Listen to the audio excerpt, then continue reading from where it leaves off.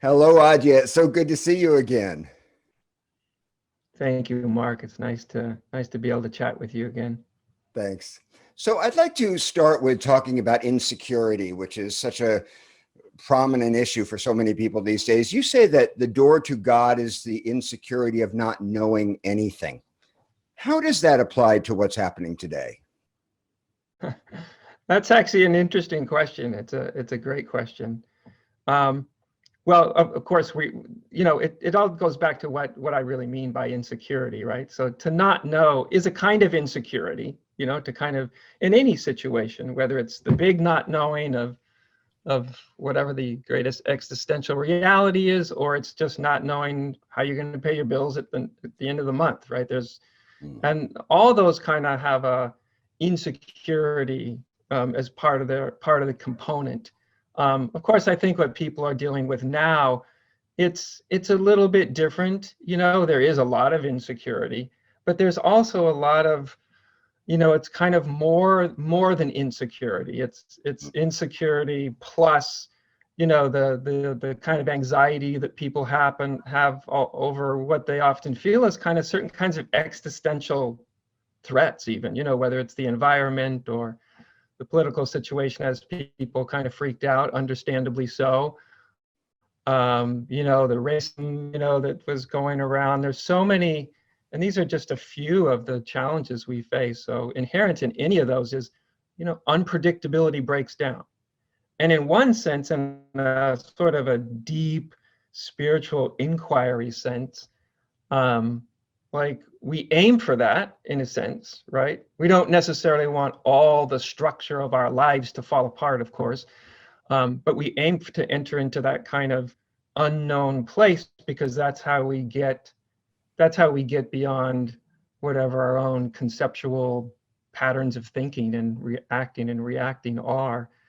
And yet, at the same time, it's really important for, I think, any human being to have some sort of resource, some resource internally of a kind of stability. And I guess you could even call that a certain kind of security that comes with so the deeper sense of freedom. So both the insecurities are related, but I also don't think they're quite exactly the same, but they're big issues for sure, especially right now. And so, how does this move us toward the door to God that you're talking about? Living with this level of uncertainty and fragility. Yeah, yeah. Well, it's a fine line there, right? Where it's if we can step up to the unknown quality, because that's really what's at the heart of what we're calling insecurity. We're all facing a whole lot of unknowns, and to the extent that we can kind of step up and step into that feeling of the unknown, because we do have a sort of almost even a biological sort of protective mechanism. When we're in insecure situations, we are biologically hooked up to kind of go on hypervigilant mode, right? The adrenaline increases a little bit, our vision gets a little more acute, our hearing gets more acute. It's, it's a survival instinct, really. And yet, most of us, we're not out there on the plains of the Serengeti wondering the next thing that's going to pounce on us. But we do feel, sort of, like I said, certain sort of existential threats. So I think it is, each person's different too, actually, for how much insecurity. A certain amount of insecurity is what gives you that feeling of adventure, right? Yeah. And leaning into something and discovery and newness and, that kind of childhood wonder. And if you go a little too far, and what's too far differs from person to person, they go over this kind of event horizon and it doesn't feel so adventurous anymore. It feels dangerous, right? It doesn't feel like you're living in this state of discovery. You start to feel like you're living in a state of overwhelm. And, so I think that needs to be attended to in a way. And from what I've seen, each person is actually quite, uniquely configured to how much insecurity they're comfortable with. Of course, our degree of spiritual insight helps with that tremendously. Mm. You know, when we can really experience and feel ourselves to be something, we do like our labels, and I use them all the time, of course, but to experience ourselves to be something like a kind of living mystery, whatever we call that, right? Mm. Whether we call it consciousness or spirit, or because we give it a name doesn't mean we've actually got it nice conceptually all worked out in our minds, you know? Mm-hmm. So I do think, you know, to have some experience, deeper experience of the truth of our being makes that kind of insecurity land much easier, Mm-hmm. you know, because we ourselves are kind of a living unknown, Mm. and we get kind of more used to that. Right. And yet, you know, the kind of insecurity we face in the world, I think it's also acting, or can act, we'll see which way it goes, but it can act as a kind of wake-up call. Mm. You know, when things aren't going well, we really start to pay attention. Mm-hmm. You know, Mm-hmm. and some that goes in a way that's sort of conflicted and agitated, and sometimes it goes in the way of we're actually open to, you know, new possibilities. Mm. But isn't the Um, conflict and aren't the conflict and agitation necessary? I like that you say that enlightenment is a destructive process. It has nothing to do with becoming better or mhm. being happier. It's about crumbling away of untruth. And so, isn't Yeah, being in our isn't being in our discomfort zone a benefit? sure. Absolutely. Spiritually speaking, absolutely. I mean, you know, certainly like in the tradition I came from in Zen, you know, they go out of their way to kind of get you out of your comfort zone, because our comfort zone is our conditioned zone, right? That's what's so in that sense, sure, because when things are insecure and unknown, and the future seems quite unknown, we certainly we pay a lot more attention, and also we're in an atmosphere where we can make these bigger kind of leaps of insight. That's why spiritual traditions have sort of, you know, imposed a certain amount of insecurity, you know, whether that was having people Mhm. meditate on death, or things that were made them feel somewhat uncomfortable, because it does put you in this very sort of um, powerful, almost like I think of it almost like a pregnancy, you know, like I remember Mm. Rumi's teacher used to joke with him about being pregnant, which didn't make Rumi terribly happy, but there is a sense of that, you know, like you're pregnant with a mystery you don't understand yet. But Mm. so yes, the great contemplative traditions have seen the very kind of insecurity that people are feeling as spiritually potentially very advantageous, Right, right. you know, because it is a destructive process, not in a destructive process. You know, when I say that awakening or enlightenment is a destructive process, I don't mean that in some sense that it kind of destroys us, but it's seen through things that we thought were true, and Right. then realizing it wasn't. Seen Right. through It who we thought destroys we the were and story. realizing we were wrong. It destroys the narrative. Absolutely. Right, right, Yes. And exactly. we do love our narratives, We right? do. We do. We We live do. by them. Yeah. We I absolutely live by them, right? And the thing is, everybody has one, even if you don't think you have one. oh God. You Oh you yeah. you have one anyway. Yeah. Absolutely. I'm a memoir We're writer, all so I know this very well. right. You know very, very well. Right. Right. I mean, even to decide to get up and walk across the kitchen floor and, you know, get a piece of cheese rather than a cracker to eat, there's some narrative that's going through our mind that's dictating what we're doing. There's some, you know, evaluating mechanism that's interpreting mechanism that's occurring, you know, most of the time. One of the nice things when we have moments of great spiritual clarity is we're sort of outside that interpretive mechanism. Yeah. Yeah. It's we're not looking through it, right? It's like, you know, it's like taking a pair of glasses off that you didn't know that you had, and Right. things look a bit different. A lot different. A Yeah, lot different.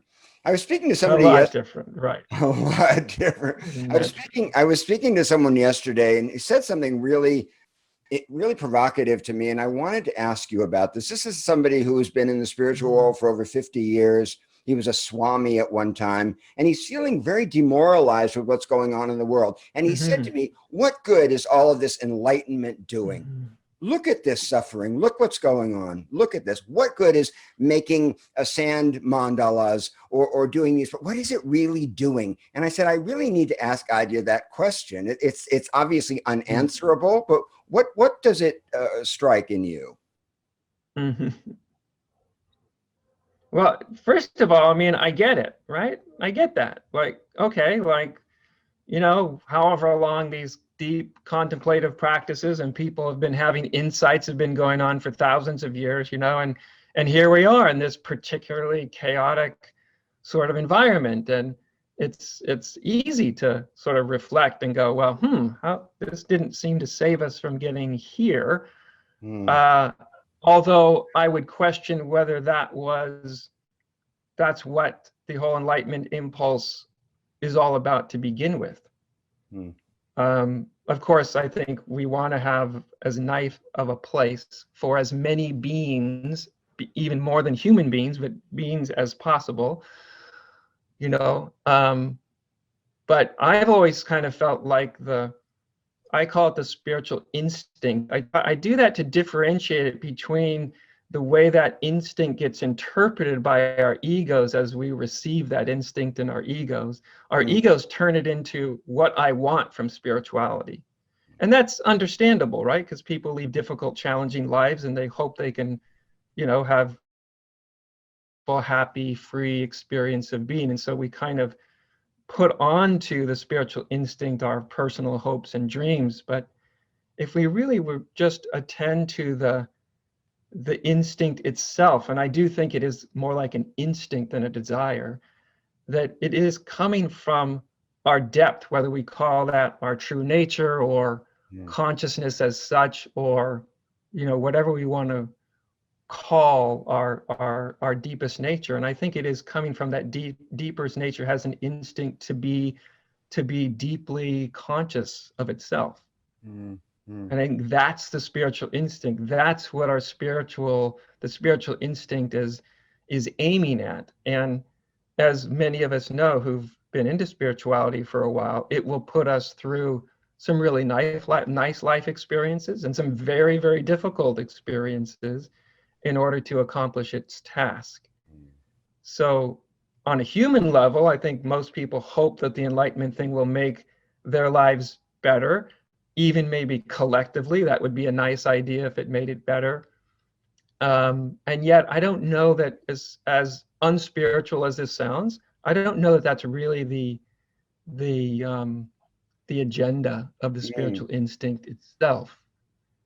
Right? Which doesn't mean that agenda therefore doesn't have worth. It certainly has worth, but I'm not so sure.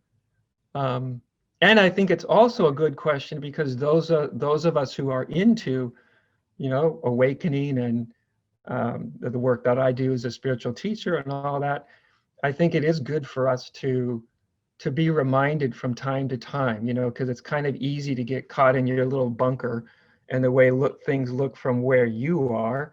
Hmm. I remember years ago there was this prevailing idea in the spiritual communities and through the Bay Area.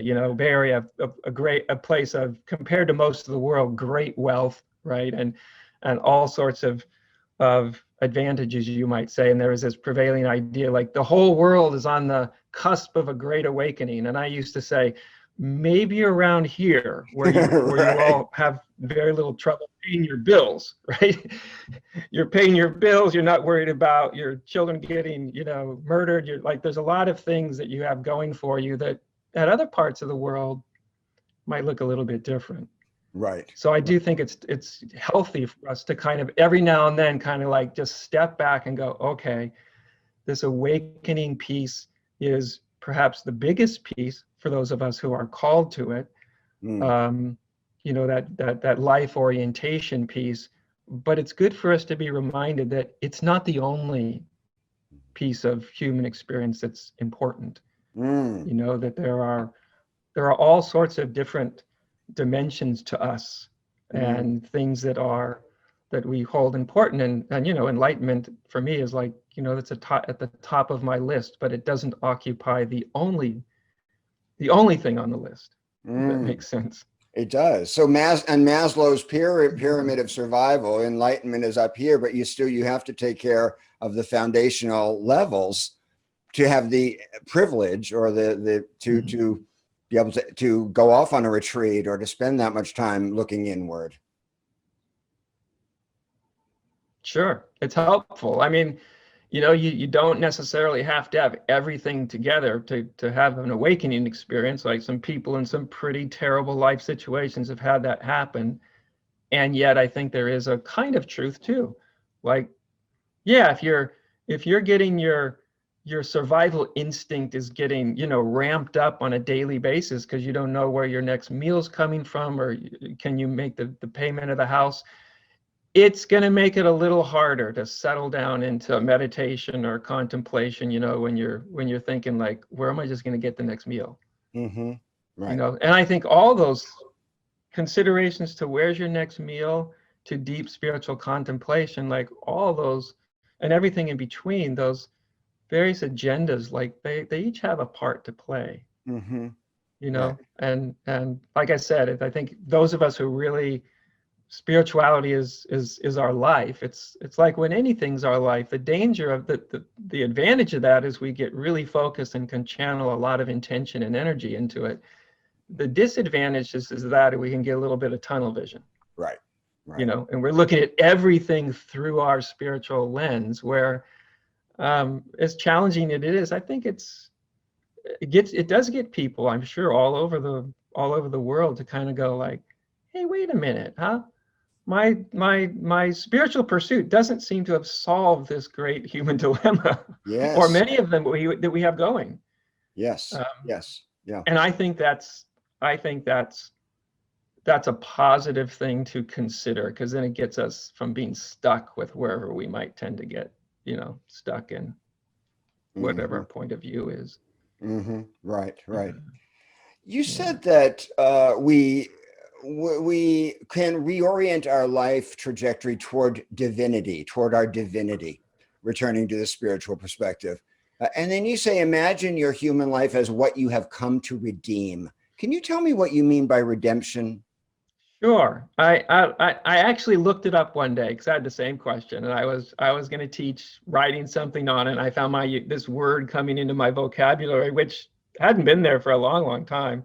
Hadn't thought in those contexts. So I looked it up in the dictionary, and I was really pleasant with what I found because it kind of fit my experience that I was trying to convey, which what it said was, it is to return something or someone to their natural condition of wholeness. Oh, beautiful. And I was like, that's as good as I could hope for, right? That's kind of what I was getting at. So, when we get away from the theology around redemption, right, and the religious perspectives, and we come back to, there is something that's an actual, real, lived human experience. And that human experience feels very much like redemption. Like we can be hit with that sense of freedom and well-being, and all of a sudden it just feels like everything that's ever happened has been forgiven. It just feels that way. Now, you can make a theology of that, but we don't actually need to make a theology if we don't want to. But I think it's good for us to acknowledge there is a transformative human experience that's been around for thousands and thousands of years, right, that people are trying to articulate when they use a word like redemption. Right? Redemption implies that there's something wrong or sinful, or, yes, that's the theology. That's not the actual experience. The experience kind of cuts through, well, even whatever narrative I could come up with between the two of us to talk about redemption. We could come up with a narrative or a story or an explanation, and yet the experience of it is going to be something that doesn't necessarily depend upon a narrative. So I think awakening itself is a kind of redemptive moment. It shows us who and what we really are, and the feeling of that is it just redeems a whole lot of confusion, and for some people it redeems a whole lot of shame or guilt. A lot of things can be returned to their natural condition. So that's how I like to use the term when I do use it. Right. So it has nothing to do with original sin. It has nothing to do with being broken. It has nothing to do with being fallen. It's about bringing our full value, remembering who we are. Yeah. Now, it doesn't have anything to do with some ultimate existential sense of fallenness, right? But if we look at like even the fall or original sin, or, and then you go to the East, they got, karma, boy, you must have really screwed up in some past life, because look at how terrible your life is today. You must have been a hell of a character before. I know it's much more complicated than that. So I understand I'm kind of dumbing down some of the theology around karma. And yet every tradition that I know has its own explanation for, again, something that's very universal. And for me, the universal thing begins when you and I become self-conscious. The moment we're aware that we exist as a being in life, at that moment, that moment is both a great discovery, because it's exciting. If you can remember back to recognizing yourself in the mirror as a kid at like 2.5 to 3.5 and going, that's me. Man, do kids get excited when they can do that, right? So it's this great discovery, but it's also a great loss. Because right now you're separate, right? Now you're isolated, and now you can reflect upon the separate being that you think and feel yourself to be, and you can make value judgments, and that's the fall. Right? It's a kind of fall. It's not an actual existential fall from some otherworldly heaven, divine place. It's something that everybody that's ever developed self-consciousness, or nearly everybody, is going to go through. Right? That's what they're going to go through, and then they're going to wonder, what's wrong with me? Because everybody else seems to be doing this thing a bit better than I am, right? Or has it more together than I do. Right. And then you kind of grow up, and if you're lucky, you start to realize, like, right? The adults in the room don't really have it as together as I thought they did. Right. That's kind of liberating. It is liberating. Yeah. Well, you become, and then you realize you're one of the adults that doesn't have it together as you thought you would. Right. Yeah. Adya, in this time, a lot of folks feel stuck, with as the uncertainties we were talking about, and the way that, we've become circumscribed in what we can do. You talk about making effortless effort. I know a lot of people, how can we be in a moment like this, making effort without getting into struggle, because there's so much that we can't control. So people want to feel like they're empowered and there's agency. Right. Yeah. But not that old kind of struggling, clinging feeling. What would you recommend? Oh, another really great story. I mean, great question. I think because it has a paradox, as the resolution point is that sort of a paradox. I think it's a few things. I think it's starting off realizing that, especially now, probably always, but especially now, it's important for everybody to have a little bit of spiritual hygiene each day. We brush our teeth, we clean our bodies, we do all this kind of physical hygiene. We try to eat pretty good food, lots of things, but then it kind of skips our mind that maybe a little spiritual hygiene would be useful, because we're getting so much incoming information. And so much of that information right now feels threatening or scary or, destabilizing or whatever it feels like. So I think an acknowledgement, like, a little bit of,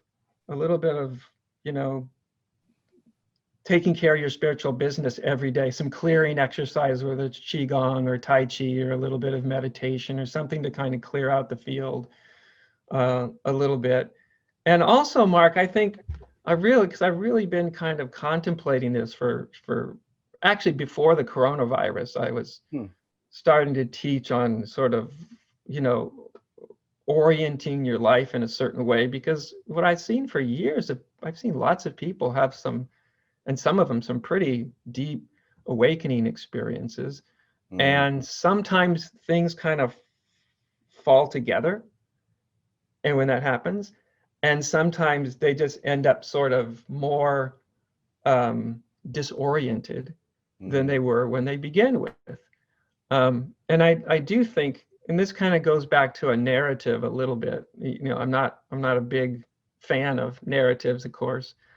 But I think especially now, what we really need to do, you realize that, number one, because of so much happening so fast and so much insecurity, that it's going to be easy for most people to feel somewhat overwhelmed. Mm-hmm. So what I did this about a month ago. I realized, okay, Adya, you're watching the news, because I like to keep up with going. I like to watch the news of the world, and you know, I'm more well informed than I think most people would imagine that I am. They think I'm up in some little, you know, cave at the top of a mountain, isolated from anything difficult in life, and that's not the way it goes for anybody. But what I realized, Mark, is I thought, okay, what I seem to be hearing after I've ingested about, you know, 45 minutes of news, whether it's newspapers or TV or internet or whatever, I realized, like, after that, it's pretty much all a repeat. Mm-hmm. And the repeat is usually a directed, conscious intention to inflame outrage. That's right. Whatever side of the aisles you may be on, but that's kind of what pays the bills, gets the advertisers in, gets people watching. And I just made a conscious decision. I thought, I'm not going to be part of that. Mm-hmm. I'm going to take it enough because I want to be informed. I think it's important to be informed, because that can dictate, you know, activity or changes for myself. And yet, okay, 45 minutes in any given day is plenty amount of time to know what's going on and do a pretty decent job of it. And so part of that was it was kind of a hygiene, like just bombarded with this stuff for 6-8 hours a day that I know a lot of people are. All you're doing is just re-triggering your survival instinct over and over and over. And hey, if there was something good for society that was going to come out of that, great. Sometimes you got to make sacrifices. But for the most part, it's just making people feel more anxious than they need to, more out of control. Their lives feels more meaningless. So there's that. There's kind of doing a reevaluation. And then the second thing I really looked at, Mark, was I think it really, when there's so much negativity going on, right, in the world, and our challenges are great and they're big and they're real, right? We can't just hide from them. I think it's really important that we know what we stand for. Mm-hmm. And I don't mean necessarily in the sense of some great ideology we're going to impose upon the world. I mean more in the sense of like principles. Mm-hmm. If that makes sense. I've called them, in the last couple of years, I've called them like soul values. You know, when you check into the deepest part that you know, whether you've had awakening or no awakening, but whatever the deepest place, the most centered, clear, open, wise place that you have experienced, right? And then you look at that and go, okay, what does that dimension of being, what does it value? What's important to it? Right? What's really, and what I always find is, from that level, it's not only what's important for me, it's what's important for us, for everybody. Like it has this self-transcendent sort of aspect to it. And so I looked at this many, many years ago and found that my two, what I now would call soul values, have always been truth, right? That's what I want. Who am I? What is life? What's going on? And love. And the love part, you know, that sounds sort of very spiritual, and in one sense, maybe it is. But the love part really came out of a recognition as a 20-year-old kid that my life was going to have impact. You know, like anybody's life has impact. You meet people in every given day, and that it was, I thought, there's a lot of insanity around this place, and I would like to be it as benevolent of a presence as I could be in this life. Right? Like that seems like a worthwhile thing to aim at, as long as it's true, right? So these two things line up, and those were life orientations before I even consciously knew they were life orientations. but when I reflected upon them, I went, oh, those have been life orientations since I was a child, really.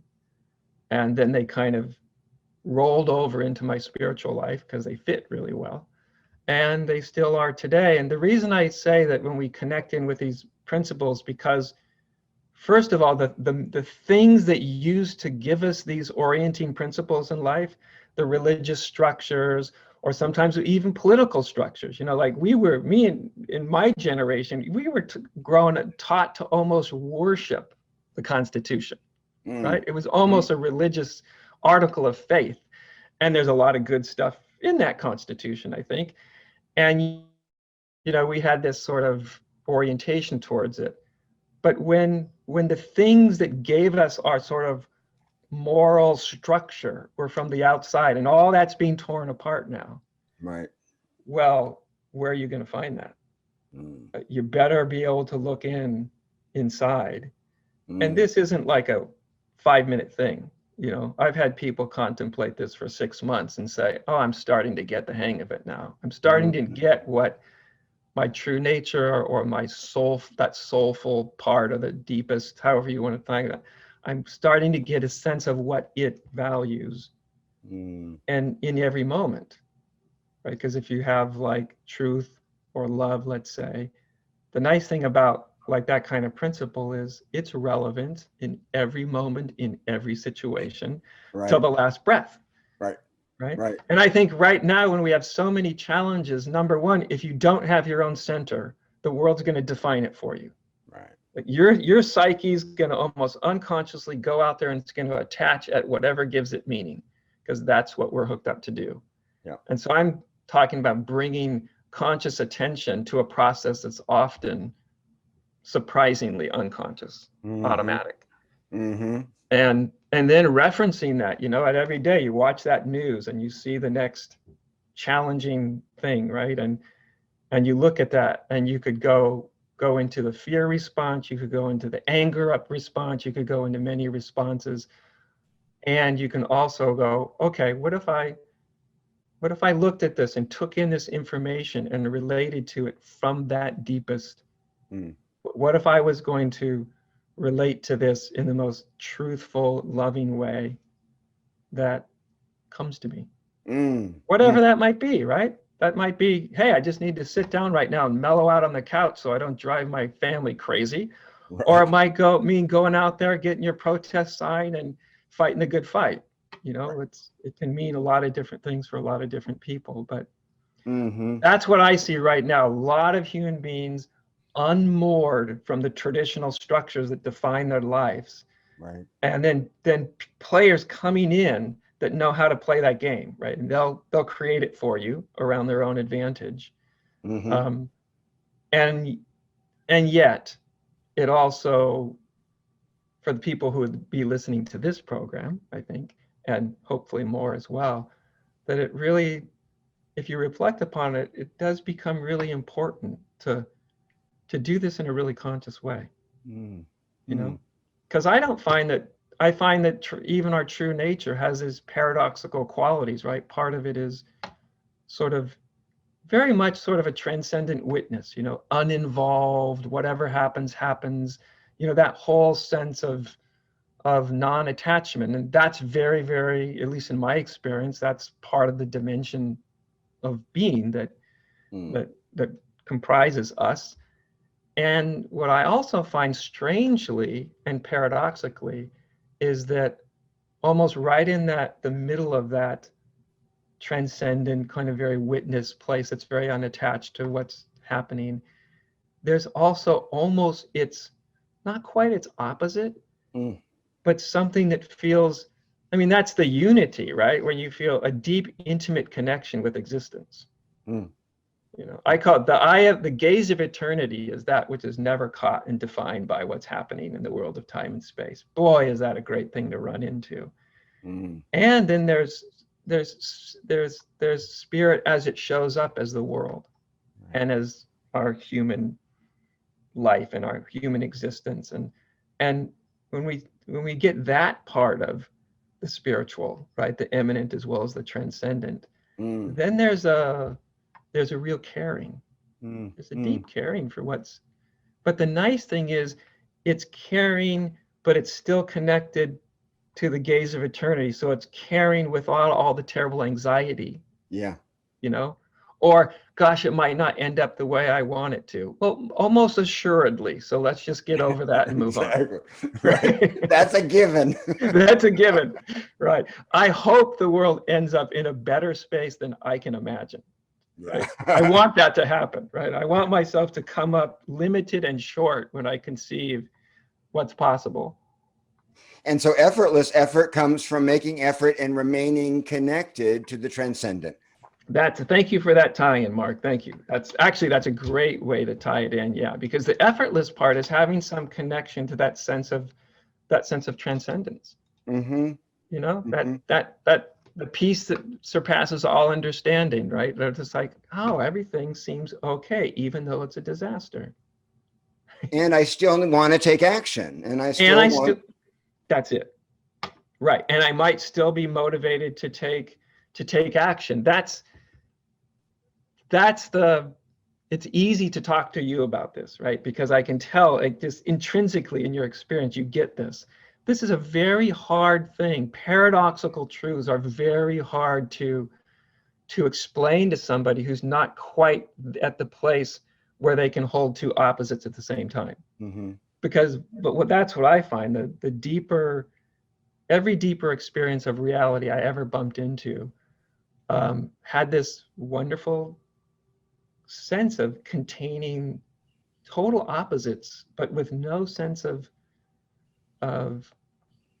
conflict at all. So we can be in that sense where we're kind of abiding just in the will of the world, or in the a little bit older, few decades ago, they might have been abiding by the will of God, something like that. What happens is what happens, and the sense of peace that comes with that, without disconnecting yourself from the sense that you care. Yeah. And this world is also divine. Yeah, divinity won't disappear if the world disappears, but that doesn't mean that I want the world to disappear. Right? This is about the most extraordinary manifestation I think anybody could dream up. So I would hope that people can, in their own ways, touch upon those two places, like the place that cares. I don't think that's so hard for most people. The place that cares, but just a little underneath that, almost a little bit deeper, a little more subtle, is also that sense that, okay, all is well. Yeah. It's a disaster, but all is well. Strangely. Exactly. And both are true. Both are true. Yeah. Right. So you understand this, right? Because you've obviously experienced this. So this is, and anybody that's experienced it, they almost immediately recognize it. And then if you haven't, then it's really hard. Like, how the hell can two totally opposite things occupy this same space and be true at the same time? Yeah. Well, that's the wonder of reality. Welcome to real life, right? Welcome to real life. Right. It's so true. It's true. Right. And we're all living examples of this, right? Yeah. I mean, we're living out this principle. We can have totally opposite characteristics simultaneously existing. Like, cool. That's what it is. That's pretty cool. A couple more questions, Adya. I want to ask you about grace. Is grace something that we participate in? Is grace something that arrives from of its own accord? Is it a combination of those? How can people recognize grace in their lives in the midst of this mess? Yeah. Well, this is another one of those terms that I went and looked up. I was using it so much, I thought, I know what it means for me, but I wonder what it means, for the rest of the world. And the first thing that I found when I looked it up was unearned merit. And I thought, if we could get out of the narrative about what all that story might be and get back to the experience of grace is that something happened that you feel like you didn't create, you didn't manufacture, is you couldn't come up to the state of being fully worthy of it. right? But neither are you unworthy of it. Mm. So it's kind of back to that paradox. In my experience, yes, grace can hit at any old time, right? We hear stories of it all the time in lots of different contexts, where someone's stuck in some difficult internal place, and sometimes almost out of the blue, some lightning bolt of clarity strikes them. Well, you can't take much responsibility for that happening, Mm. And then there's other times, I think, where we really participated in something. Let's say in our spiritual practice, we've really done what we can do. We've kind of sort of stepped up to the plate of our own experience in as full a way as we can. And then at some point in doing that, we will all recognize our own limitations, right? We'll recognize places where we'll feel like, I can't break through here. I can't make it happen. There's some deeper thing that I can feel is right around the corner, or I need to see, and I cannot make it happen. That's pretty common in spiritual practice too. And yet something about getting yourself to that place is part of what evokes grace too. Part of sometimes getting to our limitation is part of, the old saying with alcoholics, it's darkest before the dawn, and things tend to turn around right about the time they're catastrophically falling apart. They don't always turn around, so we shouldn't depend on that, but this is a sort of universal experience, and then we wonder, like, how did that happen? I didn't bring it about. But I also don't agree with the people who would say it's all grace, and so it doesn't matter what you do, and spiritual practice is kind of a waste of time, and you're some sort of rookie amateur if you're doing any meditation. This whole like idea that it's so much grace that you don't have a part to play. But of course, that takes you out of the picture. Exactly. Right? You are part of that part that is playing. And so the way I think about it, Mark, is there's no direct relationship between like, I'll do this and this and this spiritually, and it will end up in my great enlightenment. Like that apparently doesn't work that way. But it's also true that you do whatever you do, so let's say spiritually, and you do a few things, you practice in a few ways or inquire or whatever. And even though it's not a direct, it will equal the outcome you want, it has an effect. It's just not direct. It's indirect cause and effect. Right? And most things, well, almost everything in life is indirect causes and effect, because the causes of any one moment are literally every other thing, every other moment. Right. And our spiritual practice is part of that moment. So there's a relationship, but it's not directly causal. Back to paradox again. Right. It just so happens that seems like about 95% of the people that have some sort of deeper spiritual awakening experience were in some way pursuing it or interested in it. Right. And then there's the 5% that fall off a bar stool, hit their head on the ground when they land, and they see the face of God everywhere. Like, right. Good for them. Right. You can't count on that. Right. You can't. Yeah. You don't want to count on that. Yeah. You might just end up an alcoholic in a bar falling off a stool. Waiting to fall off the stool. Right. That's a metaphor for life. Mm-hmm. Just one more question, Adya. I'm just curious to know, how has your life changed during this time? My life is in the process of huge change. I mean, obviously the ways that I go, but the means that I can articulate my teaching has changed. Most of it's happening like this now. So that's a big change. That's a big change with our office and reorganizing our whole staff. And, that's a big change. Me and Mukti sold a house about a month and a half ago. And we bought a new house, but we're not in the new house yet. So we're in the midst of, we're staying in the back of somebody else's house. So that's a change, so that's very much up in the air, as well as, what everybody else is encountering, just the fact that you wake up one day and you never know what the world's going to have in store for you on that day, you know?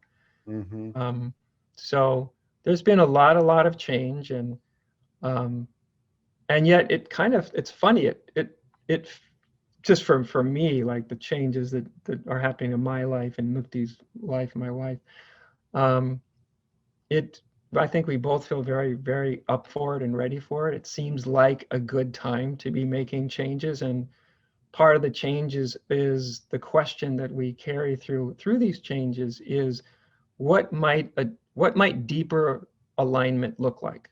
Since we are changing, since we're moving, since we're restructuring, you know, our whole office and staff, and like, okay, you can look at that really negatively, of course, and get scared and all that kind of stuff. Or it can be like, okay, each one of these changes is an opportunity to re-examine, can something come into a deeper alignment? And that's kind of how I tend to be, you know, trying to show up for a lot of the changes that are happening. You know, and I think of that even when the challenges that are, you know, going on in the world and how we participate and, you know, all of that, you know, I do reflect upon it of what can I do that could be of some benefit? Because if it's not of benefit, I'll just keep my mouth shut. Right? I don't want to be part of the problem, you know, but when I find I can do something that feels beneficial, then I'll do that too. So yeah, there's a lot of change in my life right now, for sure. Yeah. Well, from having followed your teaching for many years, I can say that everything I know that you do is beneficial. And I'm glad you think so. I really do believe that. And thank you so much for talking to me, Adya. It's wonderful to see you. And I think this is going to really benefit people a lot. Thanks, Mark. It's great to see you again and chat with you. And, you know, it's just such a, you know, I know a lot of people feel challenged, but it is also, or can be, a very spiritually rich time, because back to where we started, when you feel like the structures that you've known and depended upon are shaky or, you know, moving or crumbling, spiritually, if we can kind of step up to that and go, what's the deeper truth? Or, okay, maybe this is an opportunity for my life to come into a deeper alignment with your own depth. Like, so I think we can, you know, meet these things, meet the moment, meet the day, in a way that makes us feel less overwhelmed, and that life actually has more meaning than it appears to have right now. And again, I don't even mean the meaning that you or I could write in a book and go, this is the meaning of life. I don't relate to that. But, you know, that experience of, to me, the experience of meaning is the feeling of being at the right place at the right time, doing the right thing. That always feels significant and meaningful, right? And I think that's what people are looking for, rather than just a slogan to have in their minds. They want that feeling of right place, right time, doing right thing. Right. Yeah. Right. Absolutely. Yes, sir. Well, thank you again. You're welcome, Mark. Take good care. Nice to be with you. You too. Take good care, my friend.